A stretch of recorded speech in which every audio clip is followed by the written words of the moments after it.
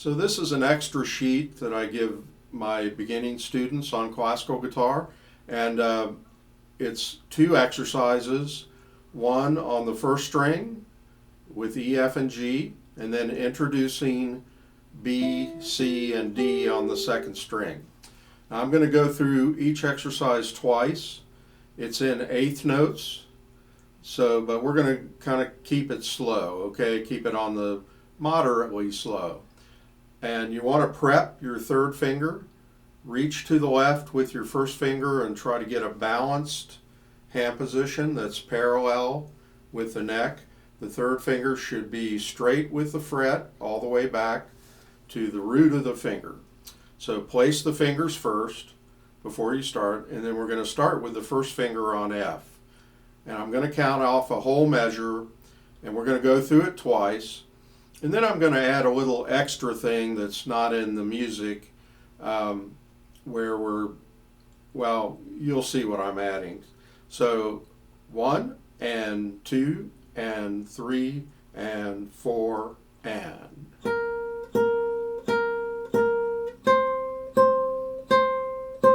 Watch your left hand.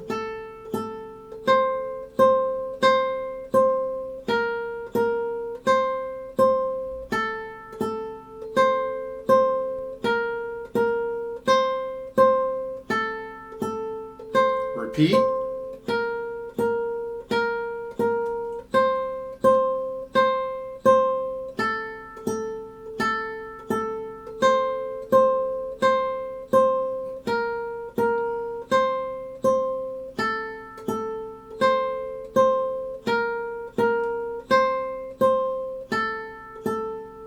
And then the extra notes, just once each.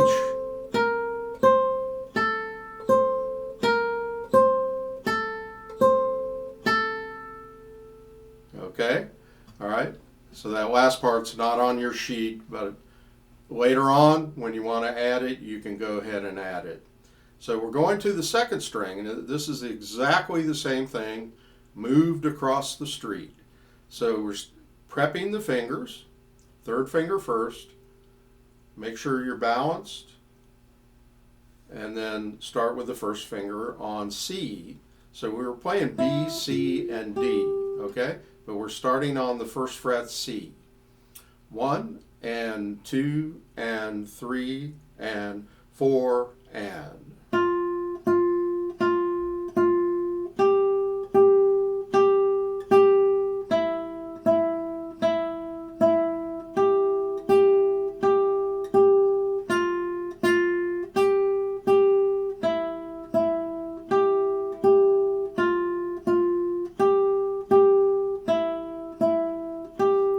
Repeat.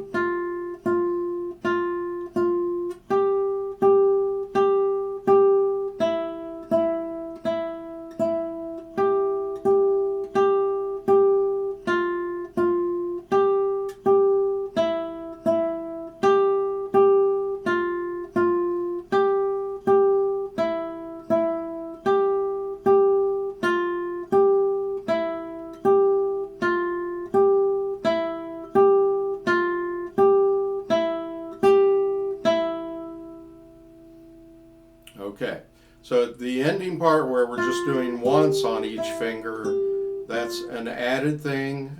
You don't have to do it, but later on you might want to do that. So we're doing 4 reps each, and then 2 reps twice through, and then 1 time each. And the order of notes is real easy to memorize. On the first string it was F to G, E to G every time. And on the second string it was C to D, B to D. Exact same exercise, move across the street. Now, the next thing is a student-teacher duet, and it's quarter notes and eighth notes. So you're counting kind of like 1 and 2 and 3 and 4 and I'll help by counting along with you, and each line is repeated. So there's 2 lines. You repeat the first line total of twice, and then the second line twice. And I'll do your part first slowly, and then a little quicker, and then I'll do my part, the teacher's part, which will make it more fun for you to practice. And I'll do that slow and a little quicker. So like this, it's like 1 and 2 and 3 and 4 and 2 and 3 and 4 and 1 and 2 and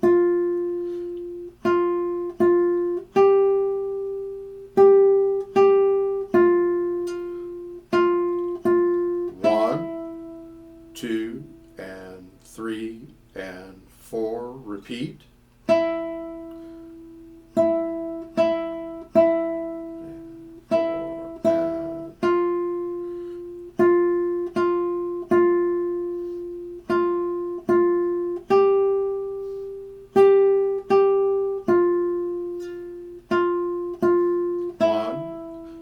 Two, 3 and 4 and 3 and 4, 1 and 2 and 3 and 4, 2 and 3 and 4 and 1, 2, 3, 4.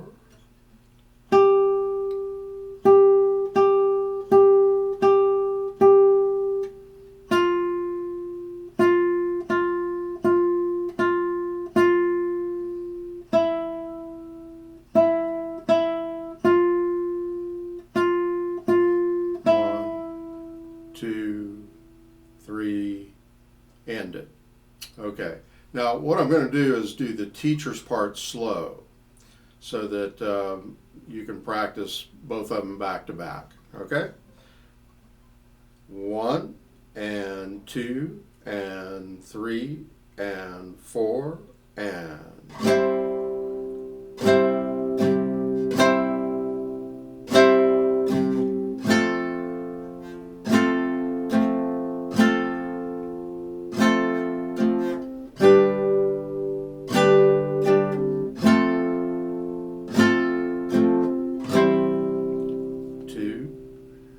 3, repeat.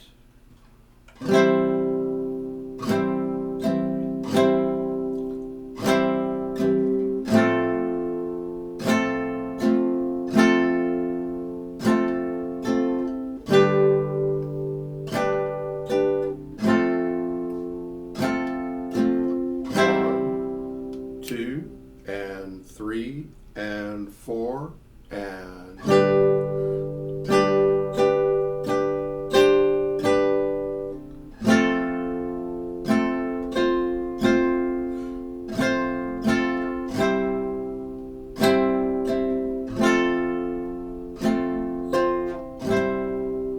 2, 3, repeat.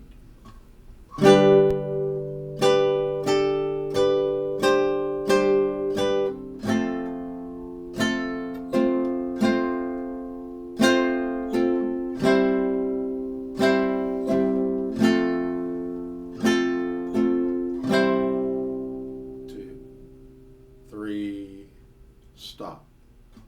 Okay, so that was kind of moderate. Now, in the second half, I wasn't really playing exactly your rhythm, so don't let that mess you up. You know, stay with your rhythm. Okay, so now we're going to do it a little faster. It's a little more fun, I think, when you get it faster. About it's eighth note rhythm. So I'm going to play your part. 1 and 2 and 3 and 4 and 1 and 2 and 3 and 4 and 1, 2 and 3 and 4 and 1, 2, 3, repeat. 1,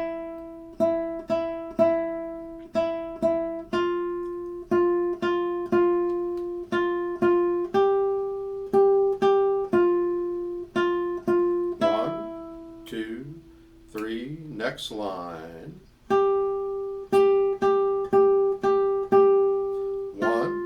2, and 3, and 4, and 1, and 2, and 3, and 4, and 1, 2, 3, and repeat.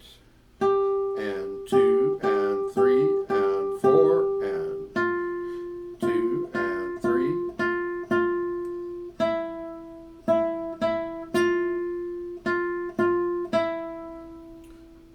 3, end. So if you notice, sometimes I'm counting 1 and 2, like 1 and 2 and 3 and 4, and then sometimes I'm just counting the quarter as a quarter note beat, like 1, 2, and 3, 4, and either way is good as long as you have the right proportion of the quarter notes to the eighth notes. You wouldn't want to go 1, 2, and 3, 4, and, you know, because you're not holding the quarter notes twice as long. And you want to feel that pulse that you're not playing. Like if I'm tapping eighth notes,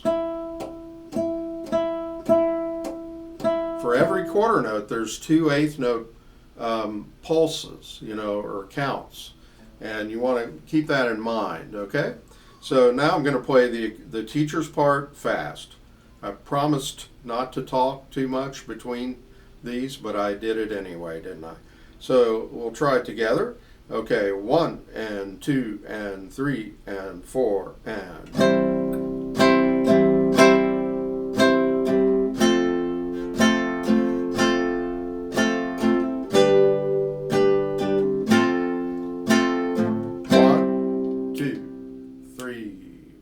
Repeat.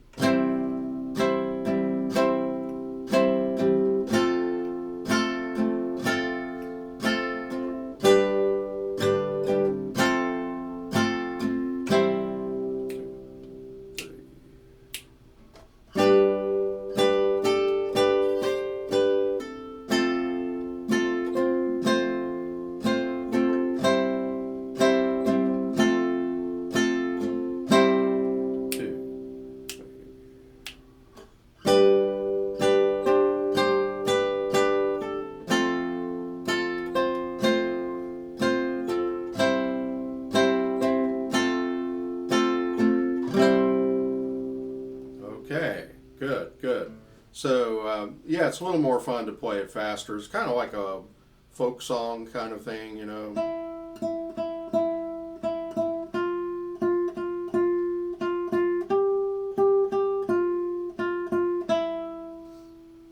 Okay, and like I said, with eighth notes, the technical count is 1, and 2, and 3, and 4, and. We're thinking like the quarter note beat, and then we're playing in between the beat. 1, and 2, and 3, and 4, and 1, 2, 3, 4, 1, and 2, and 3, and 4, and.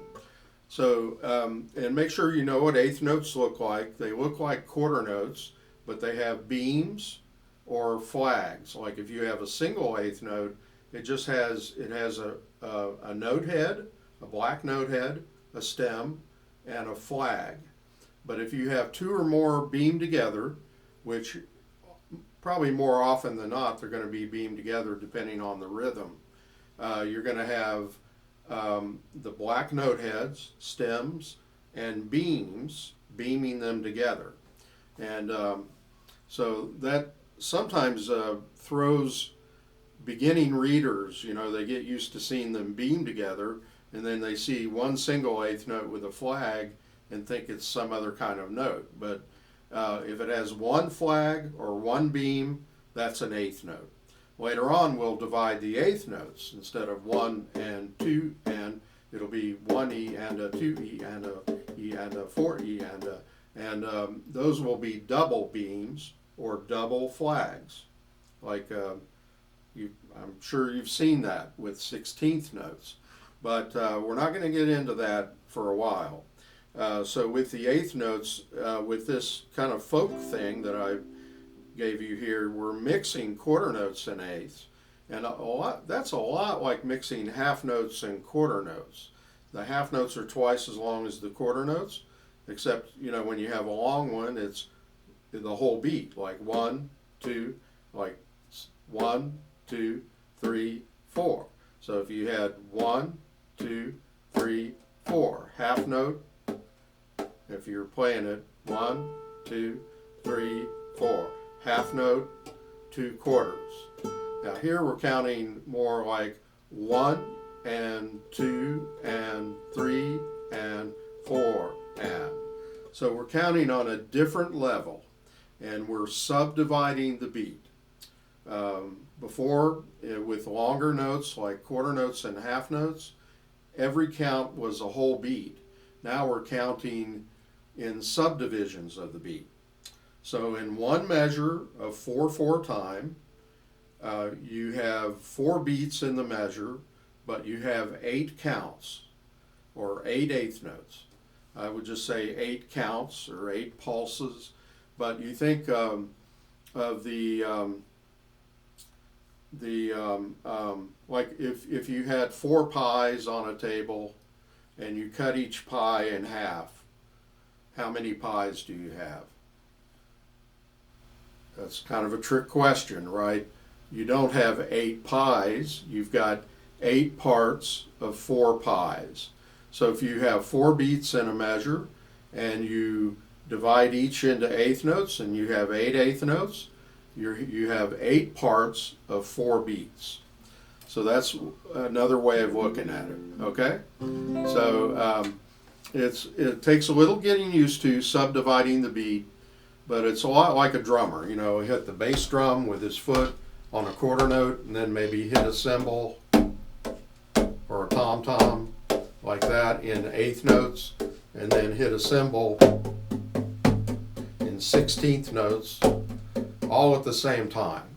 So drummers have to keep rhythms up on several layers at the same time. We're not going to get quite that complex, but anytime you're playing eighth notes, or if you're playing quarter notes, well, let me just say it this way. If you're in an eighth note rhythm, you also want to be able to feel the quarter notes and be aware of the quarter note count as well as the eighth note count, all at the same time. It's kind of simultaneous, okay? Now, with the memorized exercise at the beginning, it's real easy to memorize. So it's F 4 times each, G 4 times each, E, G 2 times each, same order of notes, twice through, F, F, G, G, E, E, G, G. I would think after you go through it a few times and see the logic of the notes changing, then you'll have it memorized, you know. So the idea is, like when we're playing exercises in the book, your eye is looking at the notes that you're playing in the book. You're not able to look at your left hand. And this is a way of doing a warm-up exercise where we're really looking at the motor skills that we're doing with the left hand. And what you want to look for, you want to place the fingers to get off to a good start. And then when you go from F to G, you're going to hold the first finger, right? You don't want to do this where you lift it immediately. You'll hold the first finger. And then when you lift both fingers to play E, this is what I call the hardest note, the open string E, because your fingers aren't touching anything. They're hovering above the string and above each of their frets. What you don't want to do is when you let go of, where you go to F and then to G, and then when you let go for the open E, you don't want your fingers coming together like a bunch of bananas. You know, you want to keep poised and ready, and around 1/4 of an inch off the string. 1/8 of an inch off the string would be better. You don't want one finger 1/8 of an inch off the string and the other one 1.5 inches off the string. You want them both the same distance off the string. And that's one thing you can do without even playing. You can place an F and then place a G, hold them, and then lift them both, and then maybe put just the third finger down for G. So as you go through the exercise, again, you're holding the first finger when you go F to G, lifting them both but keeping them poised, and then you're just putting the third finger down for G. So when you go from the open E to the G, you do not need to put the first finger down with it. Okay, so that's the motor skills of the warm-up exercises that I did at the first of this video. And then you'll do the same thing on the B string, starting with first fret C, holding C when you go to D, lift them both, keep them both 1/8 of an inch off the string, and then B to D, you would not need to put the first finger back down until you go first to third finger. Okay? So, and you can just really stare at your left hand and really watch how much you're lifting, especially when you lift both fingers to play the open string. See, it may look like I'm still on the frets, but I'm about, I'd say 1/8 of an inch off the fret, you know. So 1/8 of an inch is, well, at least you want to at least be within a 1/2 inch, you know. So if you don't have total control to where you can, and if you just practice it a little bit, you should be able to get to where you just lift them 1/8 of an inch above the string. And what we're trying to develop is a feel of the spread of 3 fingers to 3 frets, even though we're not using the second finger. We got first and third fingers spanning 3 frets. You want to get a feel for that spread. You don't want to just let your fingers go off guard. Like, you don't want to lift the third finger and have it go sideways over and, you know, out in space like that. You know, that's not really efficient playing. And you're not training your fingers. So you want to train your fingers to where when they're hovering, you kind of know where they are so that you can read what's on the page.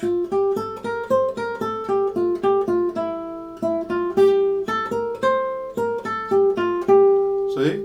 And be able to go through string changes and all that while just knowing kind of where your left hand is, because it's trained. Okay? But if it's kind of jumping around, flattening fingers, all that, you know, just anything goes, you're not really developing any skills, motor skills, and you're not training your fingers. It's much like, you know, it's just a little bit of discipline. It's not really hard to do what we're talking about. You may not be able to do it the first 5 minutes, but work with it, play with it, and you should be fine. So this is, you know, just really a warm-up thing, and you want to look at all the exercises that we've done, like the open string exercises, first right hand exercises, and then the open string warm-ups where you're alternating middle and index. You know, just really they're just open strings, I forgot, but just open strings. Do them in the order that I've given you them, and make a routine of warm-ups. And these left-hand memorized exercises are the most important left-hand exercises for warm-ups that you've had so far. Okay? So enjoy it. Don't forget to subscribe to John Hedger Guitar Studio here on YouTube, and also to my Facebook page. All right.